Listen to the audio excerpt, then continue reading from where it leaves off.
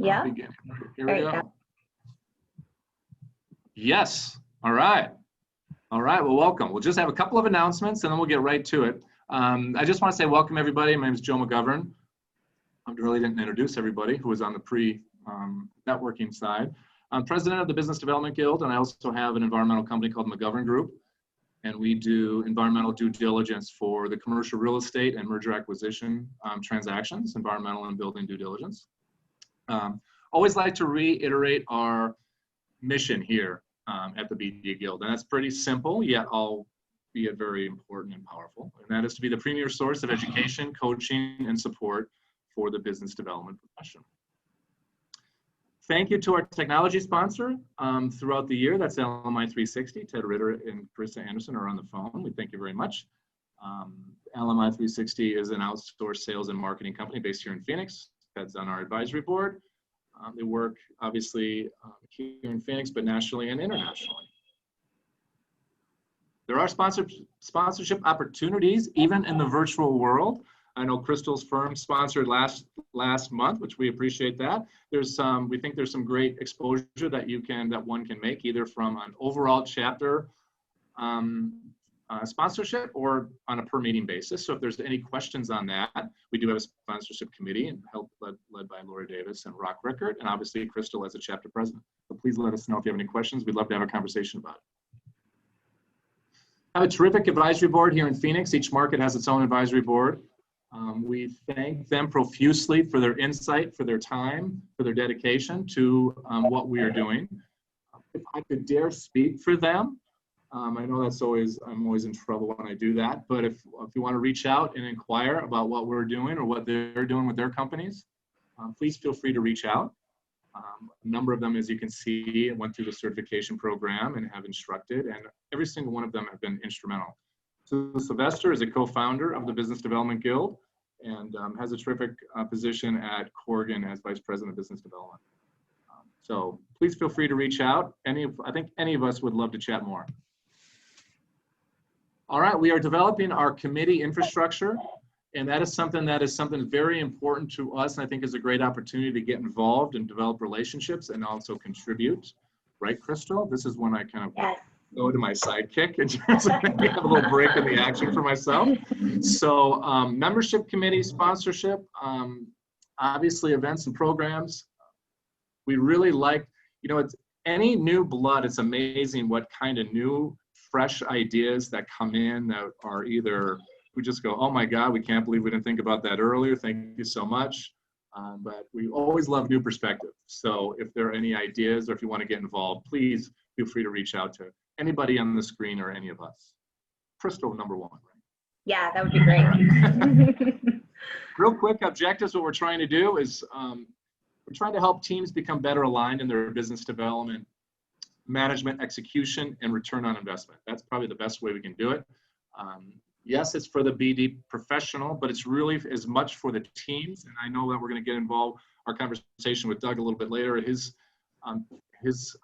books have really focused on the individual seller doers that a number of fundamentals can translate to BD. But it's really as much for the seller doers and for the operational teams and for the business development professionals. Again, trying to get teams to become better aligned in their business development effort that will help maximize return on business development, their investment. And you know what? Provide a platform, advance the profession, elevate it, in addition. It is a membership organization. All those who are members here, we want to say thank you very much. We appreciate it. It's really the lifeblood. If you're not members and guests, again, thank you for being here. We would really like you to take a hard look at becoming a member and what it all can do. We have we're adding value points as we go, and we'd love to share more about that. So if you have any questions, please feel free to reach out to Crystal, myself, advisory board, anyone you might know. Number of opportunities to get involved. We are thrilled to say now that we are in 3 markets: Phoenix, Southern California, Denver. Denver, it seems like you've been with us forever, but you know what? We've had 1 live meeting, and that was in February. Our last live meeting in Southern California was our symposium back in February. But we have, each market has just an impressive array of professionals who are leading the charge and taking the leap of faith in what we're doing. And I know that we have New York here, and maybe some other markets. So we think that there are opportunities really, because the fundamentals kind of, they're here, they're in really kind of every market of what we're trying to do here. So any interest, obviously, again, let us know. businessdevelopmentguild.com has a lot of information. And actually, if you haven't looked at the website lately, there is a really great video the LMI team put together on just an overview of it. It's a minute, maybe 20-second video. Great overview in terms of what we're trying to do. If you haven't taken a look, take a look and let us know what you think. Okay, something that we're very proud of, professional business developer. We are in midstream, module 5 of 6 modules. We have a wonderful class, again, in multiple states. And it is not too late. You can sign up for the modules because some of that we do record them and also can carry over into the next season. That's also on our website. You might notice that as the professional business developer, up until about a month ago, it was the certified business developer, which we like, but the CBD had a little bit of connotation we thought we had to change. So we changed it to the professional business developer certification. Again, great class, real proud of the curriculum. If you just want to learn more about the curriculum, that flyer is on the website as well. And it's a broad-based, deep, knowledge-based content curriculum, something that, again, we're really proud of. Number of things coming up. Crystal mentioned on our why don't you do it again? Why don't you, give us an overview again, Crystal, of the coffee chat, if you could, for the folks who just came on? Yeah, for those of you who just joined us, next Wednesday, September 30th at 9 a.m., I'll be hosting another virtual coffee and chat. My special guest that day is going to be Lauren Brown with DWL Architects. I'm really excited to have her. I've heard nothing but wonderful things about her creating a go, no-go process from scratch. So we're going to talk about the strategies that she took and how she did all of her planning to create just a really wonderful go, no-go process that they implemented and still use today. So we're really excited to have her. We're going to talk through that and then we're going to have a very open platform so people can ask her questions and kind of dig, in a little bit deeper and kind of get a good understanding of where she started. And hopefully everybody has a key takeaway from that if there's, any struggles with the go, no-go process, because I know there's a lot of people that always seem to have questions about it in the industry. So hopefully we can learn a little bit that day. So we're really excited to have her. Thanks, Crystal. And that's free, right? It is free. No it's cost. just a Zoom link that you'll find on our website. I posted it on LinkedIn today, and an email should be coming out shortly with more information. It's fabulous. Thank you. Talked a little bit about during our networking session, October 8th, what do they do all day, hosted by the Denver chapter. Similar topic that we've had in each chapter. So that promises to be an interesting and fun discussion and a timeless discussion. Southern California, our BD Guild event here in November, taking a little bit of a different tact in terms of, a lot of our meetings are kind of macro best practices or things to talk about in terms of bringing it together. But the advisory board said, hey, why don't we kind of get some real hands-on so people can walk away with something very tangible. So we're developing a workshop series, and the first one is on November 10th. So that's something that we're excited about as well. Don't have a date yet for the holiday mixer and graduation, but we will. We'll see. A lot of good stuff. Everything's on our website as well. All right, we made it. Okay, so I'm going to stop sharing screen without leaving the meeting, hopefully.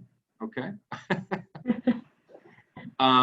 And with that, okay, what we're going to be doing now is Crystal and I will be hosting the talk with Doug. And Doug, before you got on, I did mention to the crew that was on before, is like, you like a free flow kind of a conversation, as do I.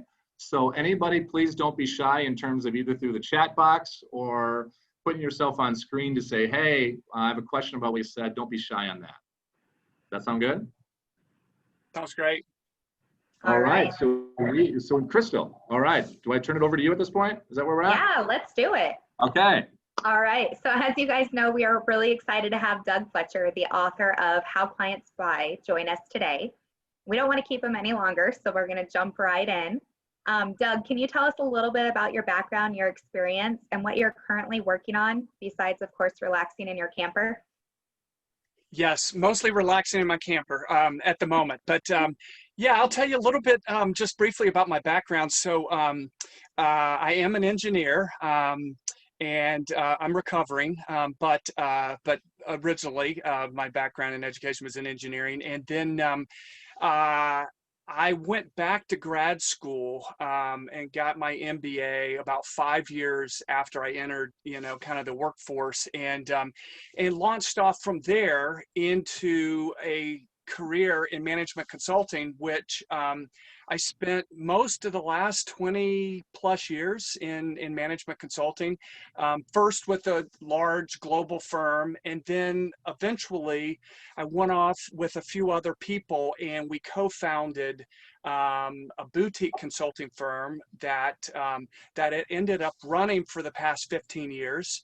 And we sold the company in 2014. And for the last 6 or 7 years, I have been teaching at the College of Business at Montana State University. And I do that about half time. And the other half of my time, it frees me up to do freelance consulting and speaking and writing and seminars and coaching and things of that nature, kind of as my side hustle. And yeah, so that's pretty much what I've been up to.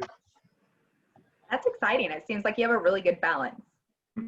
Yeah, I'm kind of on the third chapter of my career. I've kind of reinvented myself 3 times, but I'm at a great place right now. I'm doing what I love. And the topic of business development is what I spend like 98% of my waking time thinking about. So I'm delighted to be here today. I'm so happy that Joe reached out to me, and aside from the fact that it's about 50 degrees colder here in Montana than it is in Phoenix, you can see I've got a jacket on here in my RV, but I'm delighted to be here. So thanks for having me. Yeah, let me kind of, since we've already prefaced it's a free flow conversation, right? You mentioned the BD is such a focus, right? And to hear that from on your academic hat, right? How much of that do you incorporate with your classes? Because one of our overarching goals here is to get business development at least more incorporated into the academic curriculum than it might be now. So I'm just wondering, with it being so frontal lobe for you, how much of that conversation enters into your classroom teaching? Yeah, no, it's an important topic. It's one of my continual frustrations that we do not teach business development enough in the university setting, and it's been that way forever. And I'll save the reasons why for another day, because that's a rabbit hole we could go down for a long time. But I teach business strategy to seniors, and it's the senior capstone course, and there is a lot of strategy in business development, right? I mean, understanding your target audience, figuring out, what your go-to expertise is, understanding how you're going to differentiate yourself from your competition. These are all core elements of strategy, which I teach at the university. I guess the distinction, Joe, is that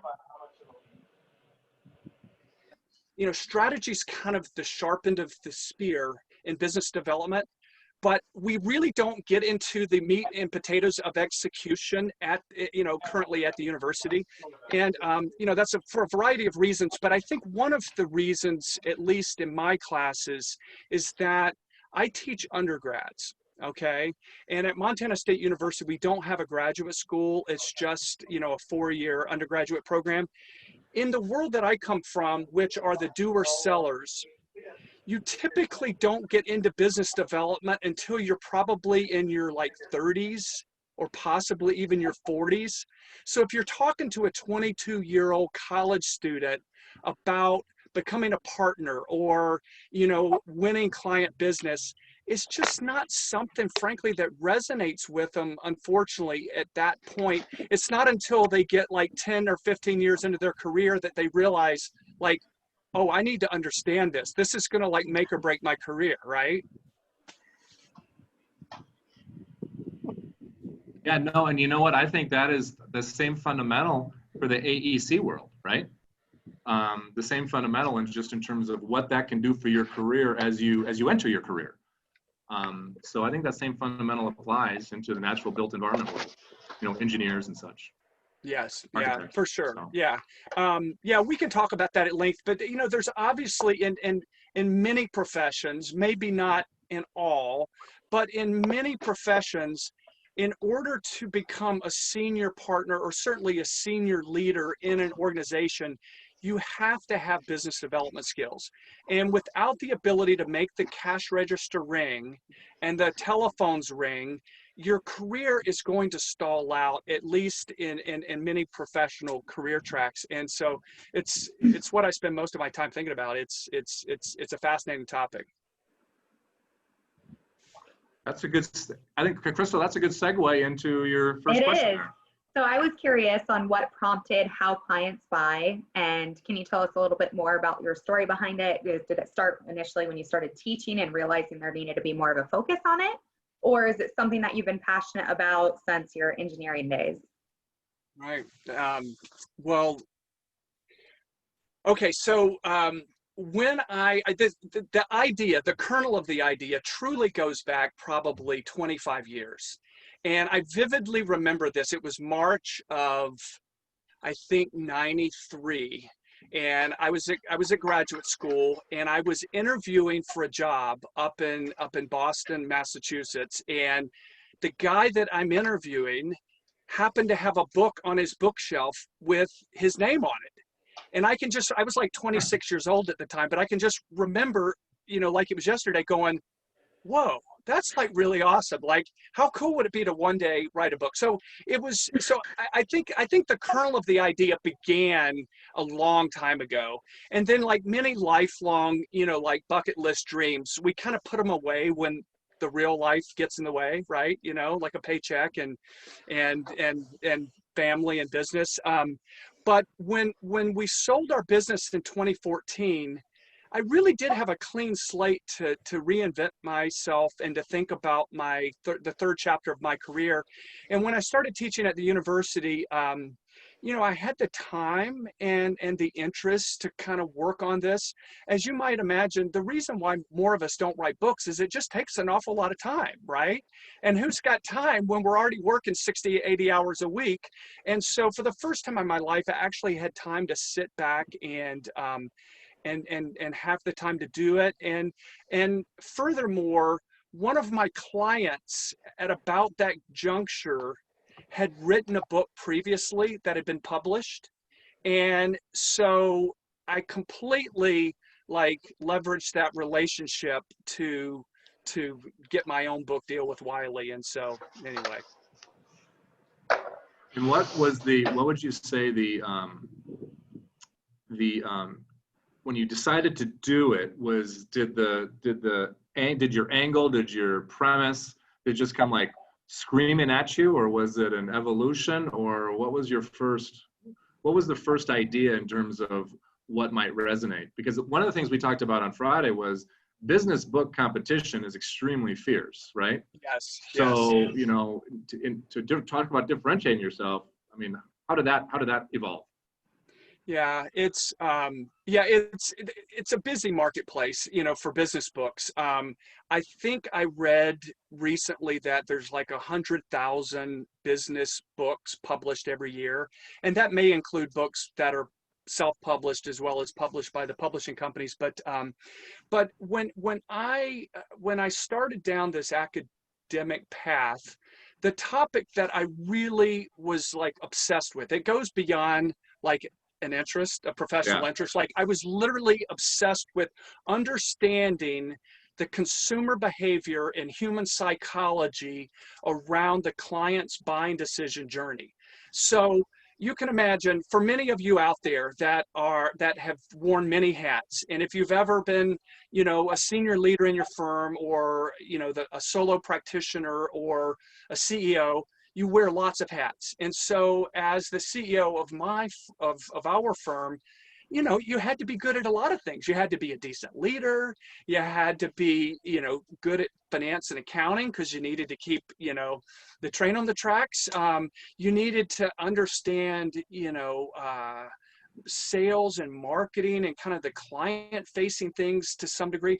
But the one topic that I will say I felt the least prepared for traditionally was the business development side of the business. We're never taught how to do that, right? I mean, we're taught how to do our job. We're taught like whatever we're trained to do, whether it's an architect or an engineer or a designer, a builder, we're taught how to do our job, but nowhere along the way are we ever taught how to do business development. So when I had this opportunity and I looked back on the things that I was like, I wanted to like do a deeper dive into, the topic of business development was just screaming at me, and it was because I was obsessed with it, but it was also because I felt like it was perhaps one of the least understood aspects of the professional services environment. And I felt like if I'm going to spend the next 10 or 20 years of my life, you know, trying to better understand something, this was a topic that I felt like was fertile ground, you know? So, yeah. You're here. No. I'm sorry. Oh. You're good. So no, I'm not sorry. Yeah, no, I think it's great, and you know, we'll get into a little bit in terms of how it did in terms of, you know, now you're kind of in the sequel mode. But you know, I'm always kind of curious, once you dig into a subject, it's always fun to talk to authors who really dig into research and what they learn along the way, what might be surprising, and what might have shifted, you know, as you went through either your research and your background and actually putting pen to paper, dealing with your publishers, all that. Yeah. Well, yeah. So first of all, Wiley, you know, I went the route with Tom, and I went the route with the first book, How Clients Buy. We went the route of going with the traditional publisher as opposed to self-publishing. So, you know, self-publishing has become so much more common today, but Wiley was extremely helpful at helping us understand what makes a book sell. Like, they're actually in the business of selling books. So, and as a first-time author, you know, I had no preconceived ideas of what. So they came with they added an enormous amount of value as to what makes a book sell, which was very helpful to us. But then furthermore, they were really helpful at helping us craft the table of contents and kind of the shape and skeleton of what the book you know, needed to be to resonate with an audience. So they really did understand our audience a lot. But then I would say, Joe, the thing that I think was probably most helpful in both of our books, but it was Tom's idea, and I will completely give him credit for it, Tom McMakin, my co-author. We went out and interviewed about 50 highly successful business development people for our first book. And I think that it was perhaps the most valuable aspect of the process of writing our first book. And so I continued it with my second book, and I interviewed, you know, dozens of people. But one of the things that I'll just share with you, one little anecdote that stuck with me from those interviews. So the original working title of our first book was not How Clients Buy. It was Selling Professional Services, or something along those lines. And one of the things that we found when we interviewed the most successful business developers from a wide variety of professions, they hated the word selling. They were not selling, and they were vehement in this, and they would say, "Listen, I'm happy to talk to you, but I'm just here to tell you I take exception to calling what I do selling." So we almost titled our book "Never Say Selling," and so, but it's an important thing, and I'll just go on just for just a little bit longer on that one topic. In their bones, the most successful business development people I have met and interviewed do not see themselves as salespeople. They are helping other people. They fundamentally believe that they're helping solve important real world problems. And if I were to talk to a young person that was beginning the path of business development, the first thing I think I would do is try to get them in the right mindset that we are not salespeople. we are helping clients solve important problems. And if you can get on board with that mental shift, I think you will have far, far greater success. Yeah, that's great. I know go ahead, Crystal. Sorry. Oh, no, go ahead. Oh, no, if there's anyone, I know we have a chat box, so there's some questions that either can be, or comments made on the chat box, or obviously kind of raise your hand in terms of just interrupt, make it as much of a conversation as possible.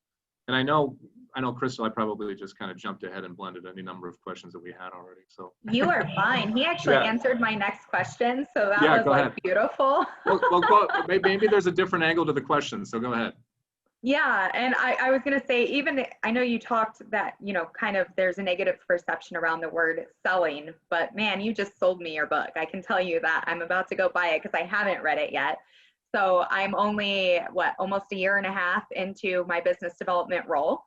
So I'm really excited to see everything that your book entails. But is there anything that makes your book different or stands out from some other ones that are out there when it comes to, I know the other ones, a lot of them are worded like and use the word sale, but for a business development professional, what are some key points or key takeaways from this book that might be able to help some people?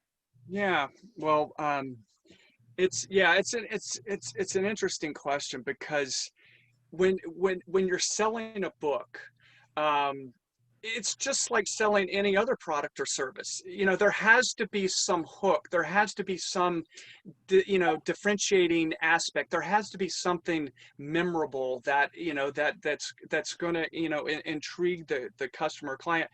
In our case, so you guys coming from the built environment, you guys get the whole idea of design thinking, right? And the rich history from the architecture and design world in the topic of design thinking. No one had ever taken design thinking to the client's buying decision journey. And so what the unique angle of our book is, it was not a book about selling per se. It was not a book about business development. The idea behind the book is, we want to better understand how clients actually make a buying decision. And our hypothesis was, if we can better understand the human psychology and the consumer behavior behind that decision-making journey, then not as salespeople, but as partners, we can help that client make an informed decision. And we can walk with them and provide them the information that they need and the assistance they need to be kind of partners in that journey. And so that was kind of the whole unique little twist on our book. Was most sales books are focused on us, right? What are closing techniques? What's the right angle that you're going to get the client's attention or whatever. We said, no, this is not a book about selling. We turned the lens on the client. And so the whole gist of the book was to walk through that decision-making process with the client. And if we can understand that, then hopefully we'll have, greater success. Yeah, I know it's a little bit off the track, but our certification class, right? Yeah. Our certification class is not about selling at all. It is a knowledge content base. This is the base of knowledge that top business development professionals can bring to their internal teams and to the marketplace if you have this basis of knowledge. So yeah, we're very careful, and actually we're very careful amongst the guild is really kind of the whole sales word. But no, that's, yeah, just as an FYI there. Well, it's interesting, Joe and Crystal, because this aversion to the word selling doesn't exist in the rest of the world, at least not to the same extent that it exists in professional services. And the built environment is one area of the professional services industry. But, my book is not, tied to any one profession, but to to architects, to engineers, to accountants, to attorneys, to consultants, to web developers, to, designers and consultants of all stripes. There is this long-standing aversion to the word selling in our world that goes back almost 100 years, probably at least to the 1930s, almost 100 years, and it's just followed us all the way through. But for many good reasons, there's just this aversion to the word selling in our environment, and so I think it's because it's a much different process than selling a product. Yeah, on that note, Joe, we go actually ahead, got a Chris. question, and it ties perfectly where he left off, so I'm going to just interrupt for a second. Does the buying decision process differ between professional services and buying a product? Yeah, okay, so that question is literally what I have spent 10,000 hours thinking on for the last 5 years, okay? It's what I wake up thinking about at 3 o'clock in the morning when you're staring at the ceiling. And my second book, a little, infomercial for the second book, which will be coming out in a few months, also by Wiley, called How to Win Client Business, addresses that very topic. But the answer is, I fundamentally believe that the buying process for products is very, very different than the buying process for services.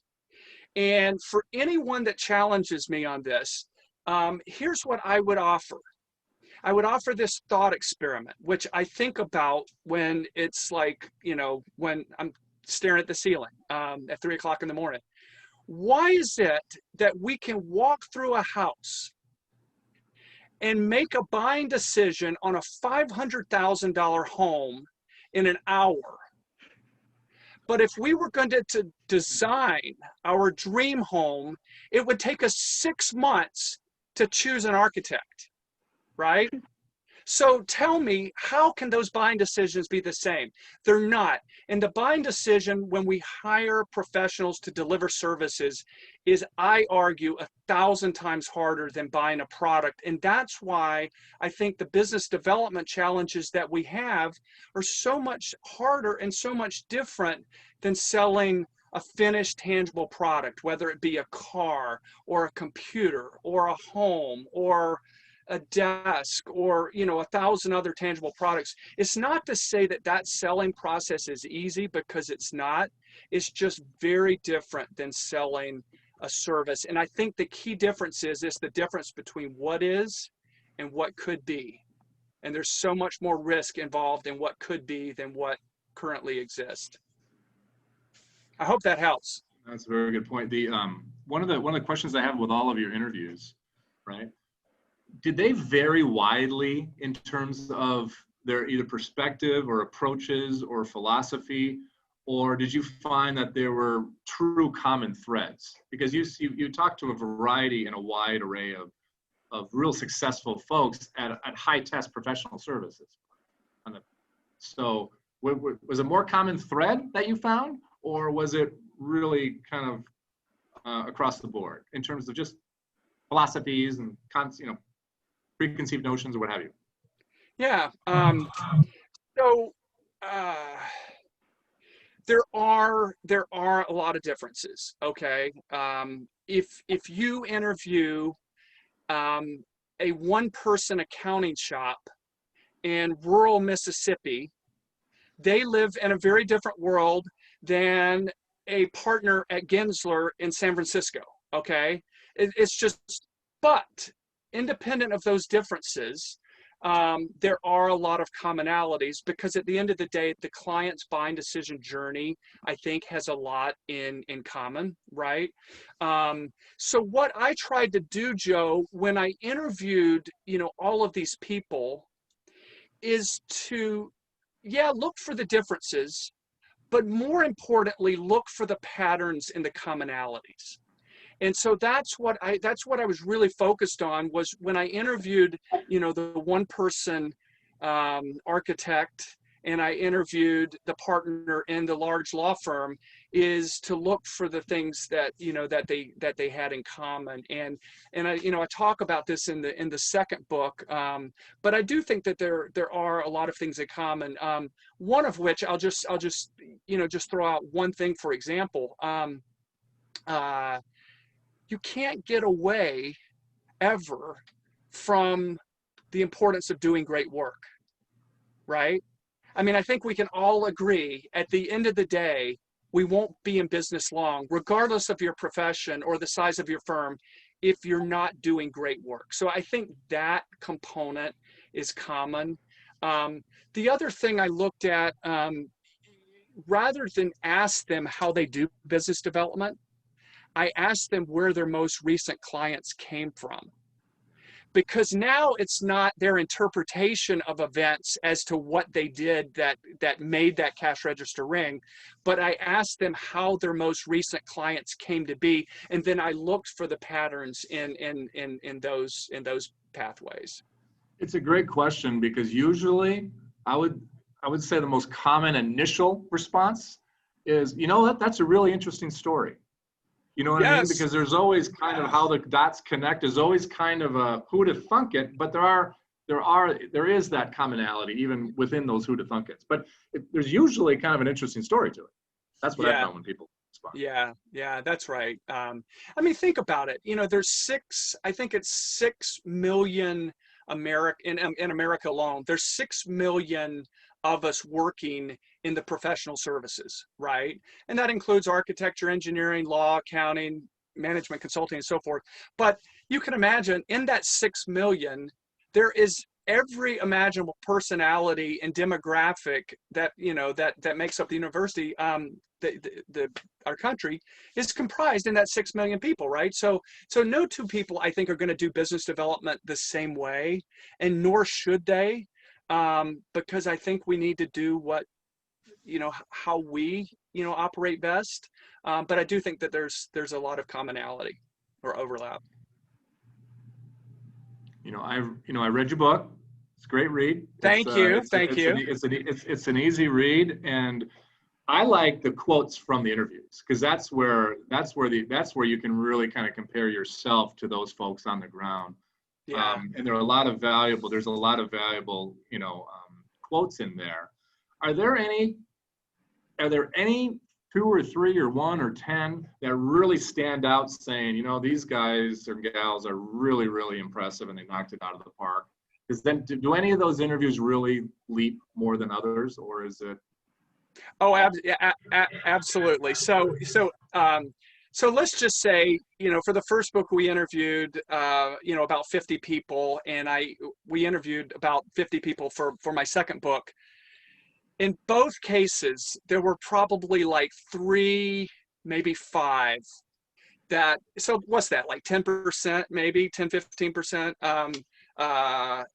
or 5, 10%, that just stood out. It was like, they were, you just wanted to record every single word they said and just turn their transcript into the book. It was like they were just that good at, and I think the people that were best were people that were very thoughtful about business development.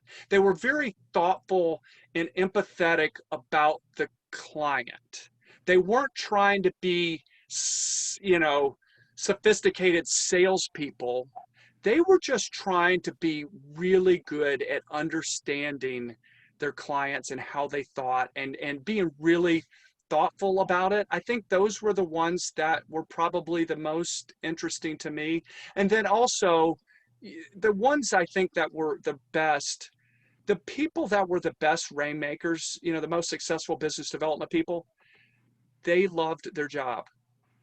They loved their job. They were so, they enjoyed their work. It didn't seem like a job.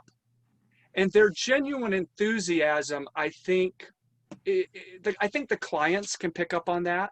You can't fake, enthusiasm for very long. And so, yeah, I think some of those people were probably the most interesting. Oh, that's great. Your book came from really the management consulting and that side of professional services. So by definition, that's really a seller-doer model, right? Right. And it was one of our first meetings was going into the lion's den, right? Talking about the seller doers, because the BD side. But you know what? There's going to be more and more. There's going to be more and more professionals that are on the professional technical side. They're going to be called to do business development. Yes. But we obviously have a number of BD dedicated. Our world has a lot of dedicated. I think by definition, the fundamentals go over to dedicated business development. But can you talk a little bit about that, the seller doer versus not versus, but how it blends? Yeah. So I'm so happy you pointed this out. Oftentimes we have blinders on, based upon our own biases. And, I come from a seller doer world. My whole life, I've been not only the quote salesperson or business development person, but I've also been on the delivery end. And when I was speaking with, you and I have had many conversations over the last year, but one of which, you pointed out the difference in the built environment, in that oftentimes the BD role is not a seller doer model the way it might be in other professions. And so today, when I was out on my hike in Glacier Park, I had I had a couple of hours of time with myself and the trees and the birds, and I thought about this very question. Okay, just for you and your wonderful colleagues there. There you go. I think in many ways the business development person in the built environment is every bit the same as in the seller doer model, but it's harder. So I have always believed that business development in the professional services is the hardest job in the universe. I fundamentally believe that, and and I think that your job in the built environment, where the BD role is not a seller doer, I think your job is actually harder. And I'll tell you why. I had time to think about this while I was out there walking in the forest.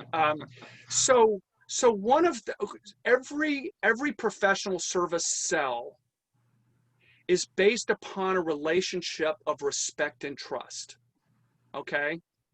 Which is different than a product sell, which is why it takes 6 months to hire an architect, but 60 minutes to buy a house. So when you're in the BD role, you are trying to help your clients build respect and trust for a firm or for a team of people, not just yourself. They have to respect and trust you before they're going to respect and trust your firm or your team of architects or engineers, right? So I think you have every bit the challenge of the seller doer, but now not only do you have to build respect and trust between you and the client, you now need to get the prospective client to trust your firm, to believe in your firm's brand and mission and what it's trying to do, the people that make up your firm, which are going to be delivering the service. They have to respect and trust those people. And so I think it's a heavier lift. I really do. But I think the challenges are the same. I just think it's more complicated in your world.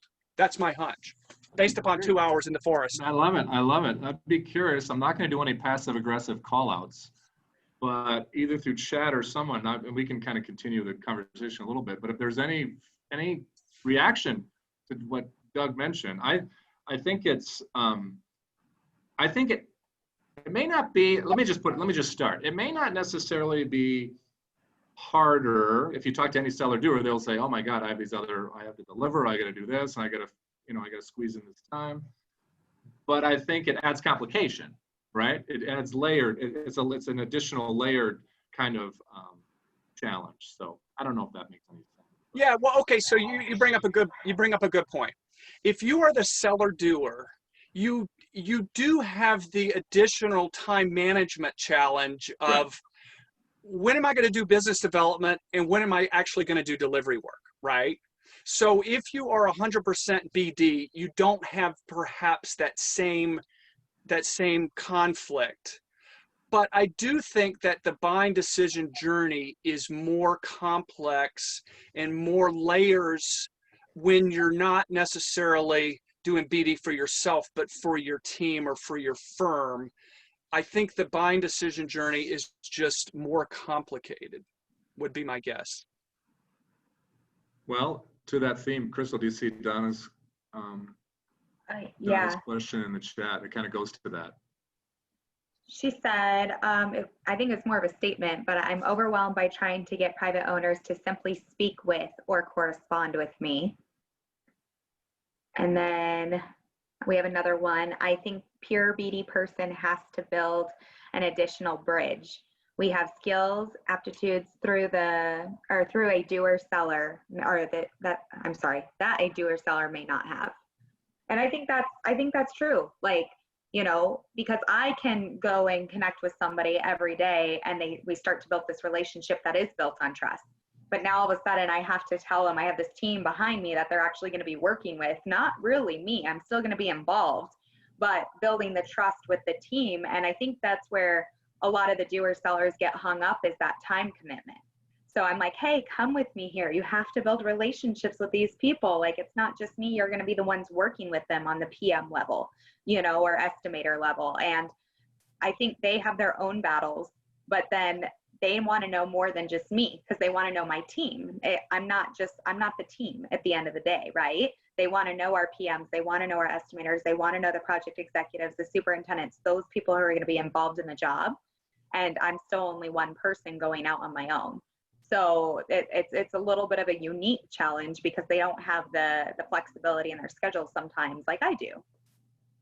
Yeah, I think what you just said could literally have been a chapter in my new book. I mean, it was so well said, and I think you nailed it. That's the reason why today, walking around in the forest, I came to the conclusion that your job is every bit as hard as the seller doer, but it's actually, I think, harder, because your prospective clients, they have to respect and trust you, but but you're not doing the work. And so they want, in order for them to have a comfort level with the service that your firm is going to provide, they need to get to know the people that are going to be doing the work. And Yeah. so because we're all in the relationship business. So all of the engineers and all of the architects and all of the designers that push back on business development, you're part of your job is you have to help them understand why it is important for them to be involved in the business development process when they don't want to be doing it. Because they went to school for 28 years to be a senior civil engineer, not to be a salesperson, right? But without their involvement in an enthusiastic way, it will impact your success as a business developer, right? Yeah.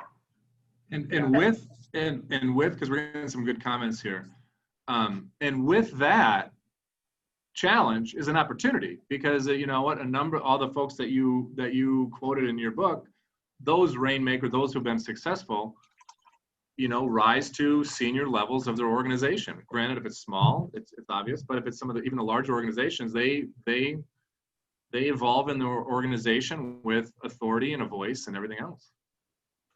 So we do have one more question. Oh. Go ahead, Crystal. Yeah. Okay, so Kim asked, in this pandemic, companies are shifting to save money and BD is typically overhead. A true seller doer is billable, so companies often view them differently. In this current environment, how do you see selling differently as relationship building and trust is built over time? You know, one of the challenges, Crystal, and this is a very important question, and I spend a fair bit of time talking about it in my new book. In a typical seller doer environment, but it also exists at the firm level too. Many firms are guilty of this.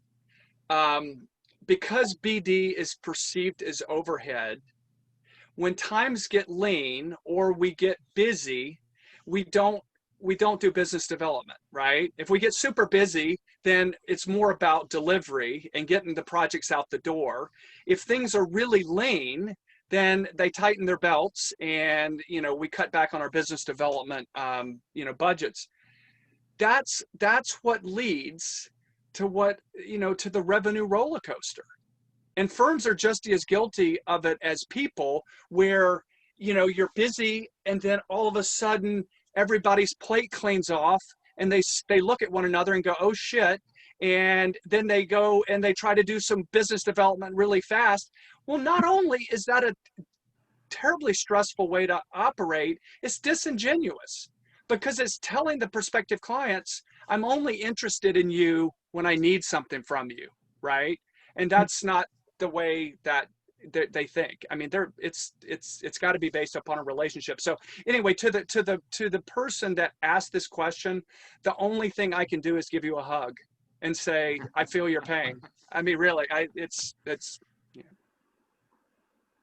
One of the things we really haven't worked on, but we should, and Sue mentioned this in the chat box, is yes, it's overhead, but it's true revenue generating overhead.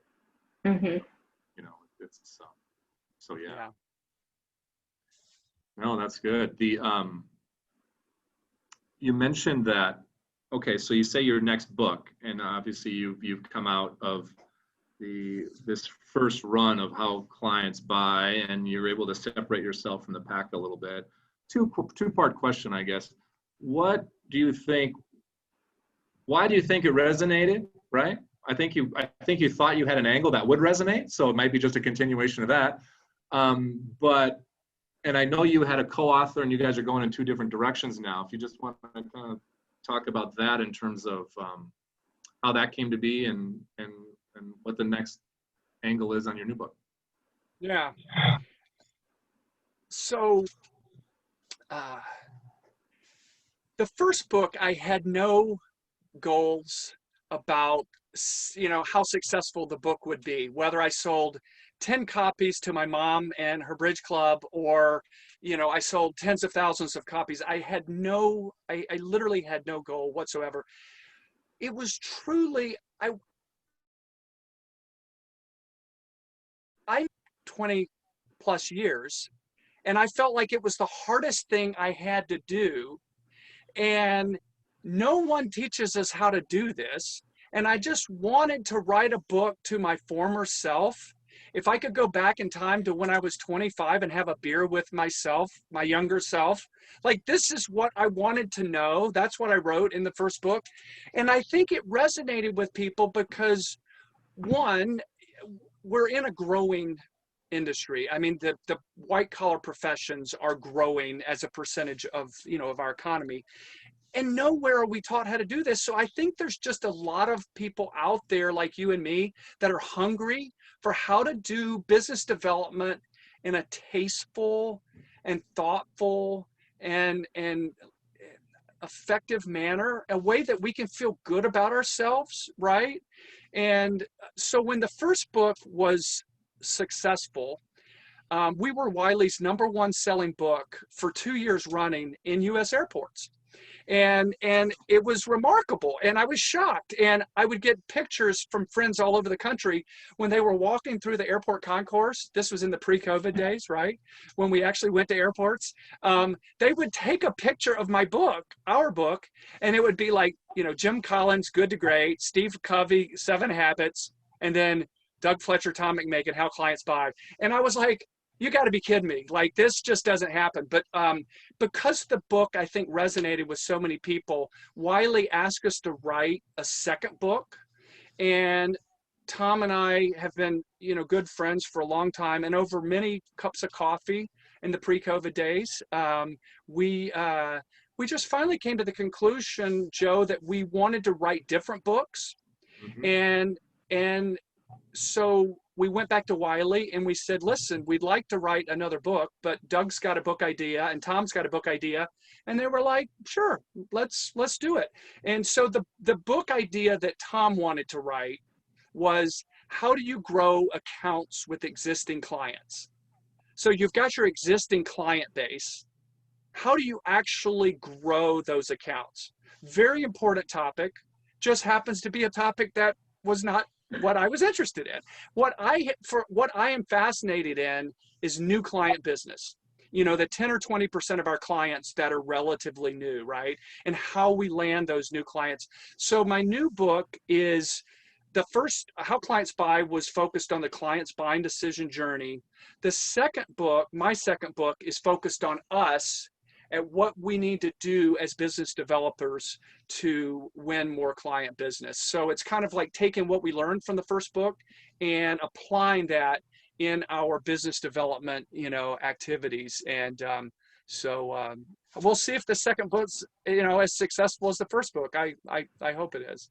Oh, that's awesome. And, you know, I know that, Carrie, to your point of talking to your younger self, I think that might be an exercise for all of us, right? Just looking back, it's like, okay, take a breath, look back and see what would we want to share, right, with ourselves. And Carrie even mentioned on the chat that the worst thing that can happen isn't so bad. And Right. I think that's a good fundamental, you know, to have, is not to beat yourself up, because there is going to be some rejection. There's going to be some ups and downs. There's going to be some market fluctuations that kind of puts you in a stressful situation. But in the end, you know what, it's not so bad. Yeah. So I appreciate that comment, Carrie. That's a good one. Did I miss it, or when do you anticipate that next book coming out? Thank you, Crystal, for asking. The book is done. The manuscript, I finished it about a month ago, and it's at Wiley. It's on the desk of Wiley's editing team in New York. And so they're now, listen, I love to write, but I'm an engineer, right? So I butcher the English language. So they're like really smart people in New York now, like making it readable for like real humans. And they're designing the cover and all that fun stuff, but it'll come out in February, this coming February. So what's that? You know, maybe another 3 or 4 months. Yeah, very exciting.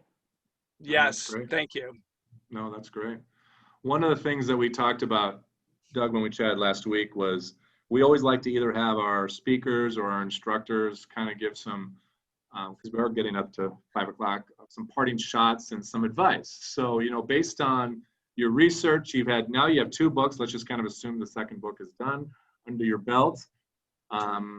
Just some general kind of things, some pieces of advice that kind of are top of mind when you talk to, you know, professionals like we have here. Yeah.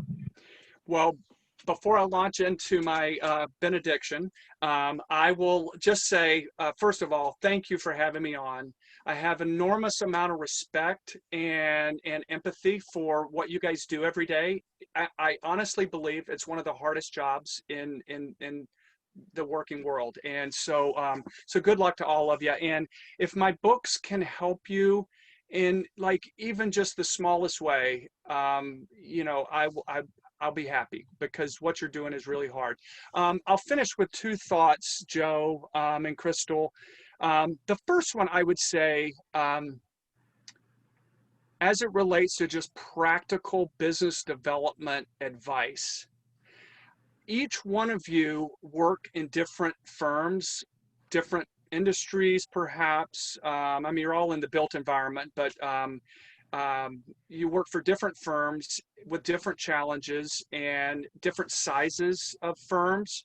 And so there's no one business development piece of advice that I could give, you know, like universally, that would just be the silver bullet for everyone out there.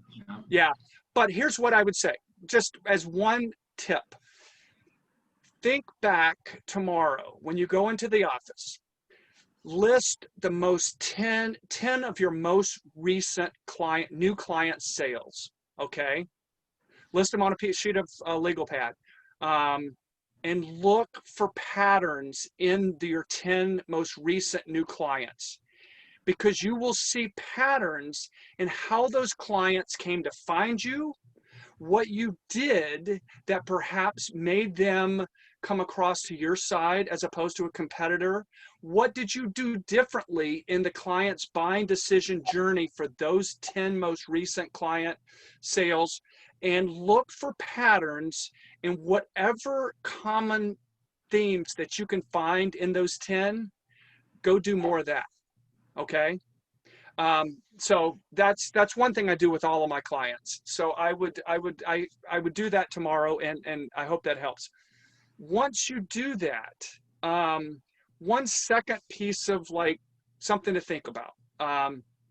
So I think about this a lot. What if I were in your shoes? What if I were in charge of business development for, your firms? Like, I've spent the last 5+ years thinking about this every single day. There's bound to be something I've learned that would actually be useful, as head of business development for your firms. There's two things I'm completely convinced that if you did more of this, you would grow your firm and you would have more business. Okay. The two things are based at building respect and trust between the people that can hire you and the people that can deliver the service. And so the two things that I have found that can drive respect and can drive trust are events and content. So I'll just talk just for a minute about what I mean by this, and then you guys can think about it and agree or disagree. But okay, your clients have to respect you. And what I mean by respect is I mean professional credibility. It's not, do they like Joe or Crystal or Doug? Is, do they think that we are really good at what we do? And that is really hard for the client to tell. It's really hard, and that goes back to how easy it is to buy a house and how hard it is to hire an architect, because it takes us a very long time to know if Joe is actually really good at what he does, or is he just a handsome guy with nice shirt and glasses, right? It's hard to know. So content is going to help drive respect. And what I mean by content, books, articles, papers, talking, podcast, teaching at university courses, serving on industry boards. All of these are what we call credibility markers. And all they are is clues to a client that we are really good at what we do. So if you can get your doers to do more of these credibility markers or clues, it will build your credibility and it will build your respect. So that's content. The events, the only way you can build a relationship with someone is if you get to know them.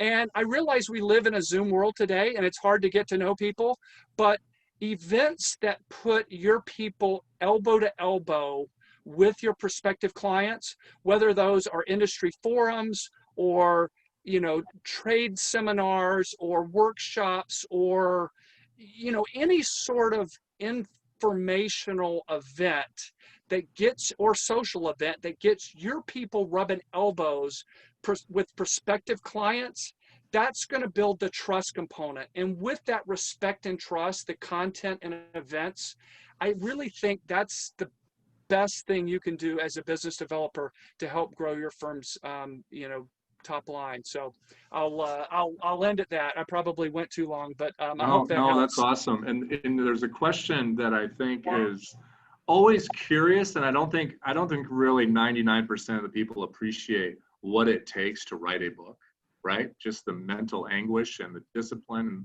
But the question is, how long did it take? How long did it take for each one of your books to write each one of your books? Yeah. The first book, probably 3 months. And I had a co-author.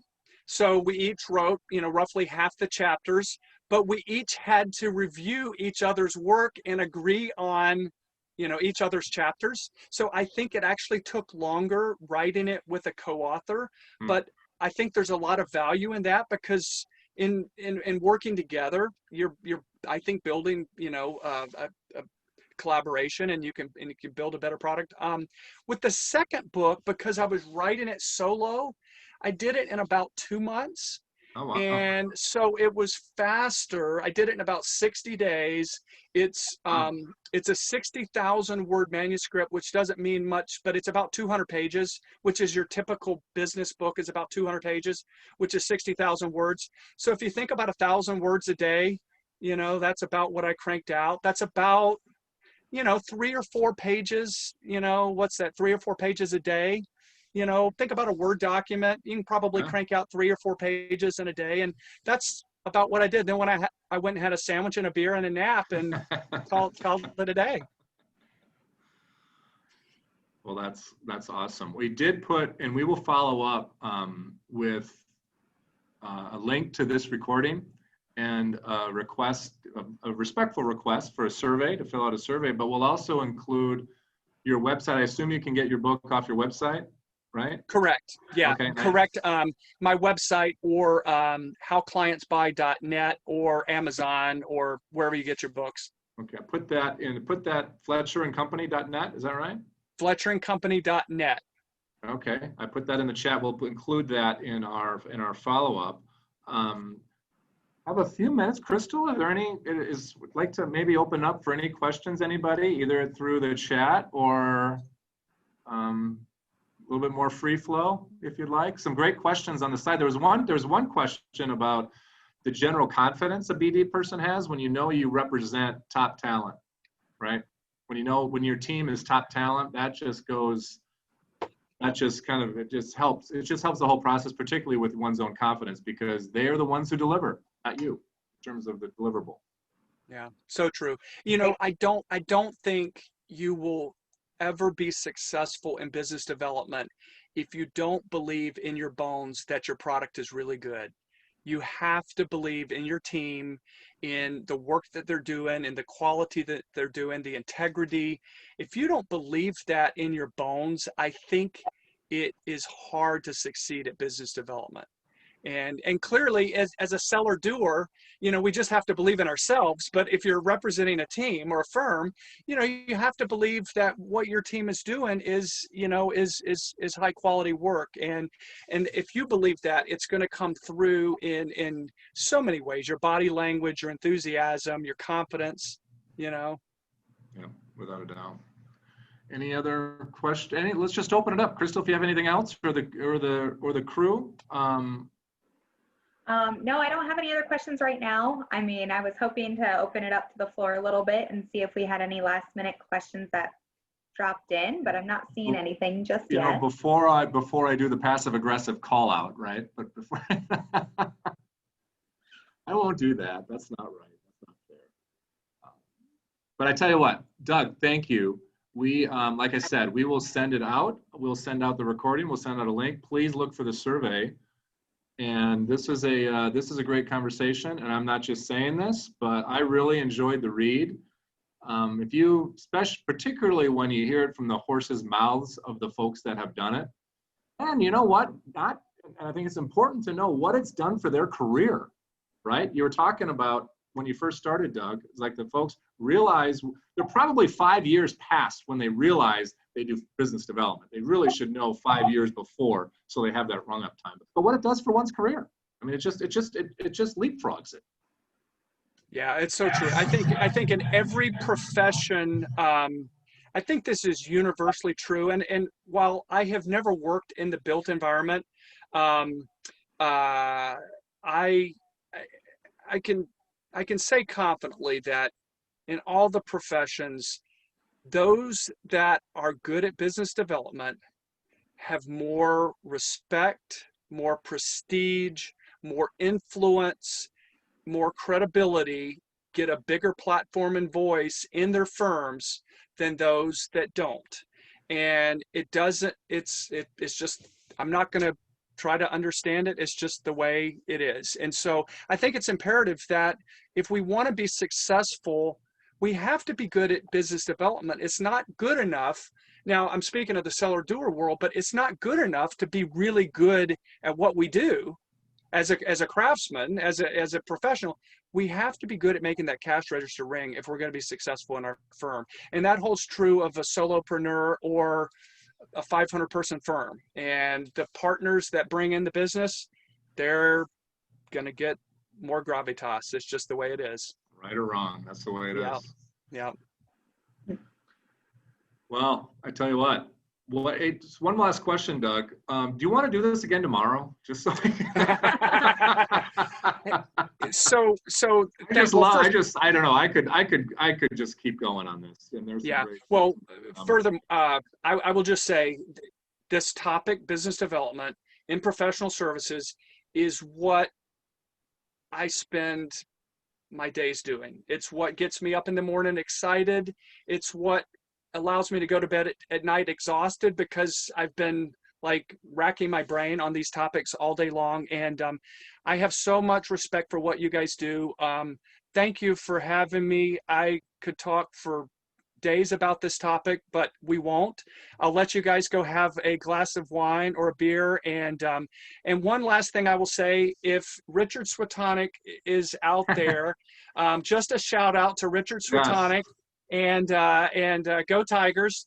And for the rest of you, hopefully when we get past the COVID days, I'll have a chance to meet you guys when my RV arrives in Arizona in about 6 weeks. We need you to come in live. That's for sure. Yeah. But thank you. Awesome. Okay, Doug, thank you. And anyone who wants to hang, thank you. And everyone wants to kind of hang out with us still. We had a great pre-networking thing. We still have a handful of people on here. It would be great to get anybody's thoughts on things on any part of the spectrum. Yeah, we're getting a bunch of thank yous through the chat window right now, Doug, and great conversation. A couple people have already ordered your books. I'm about to do that as soon as we get off this call as well. So really great conversation overall.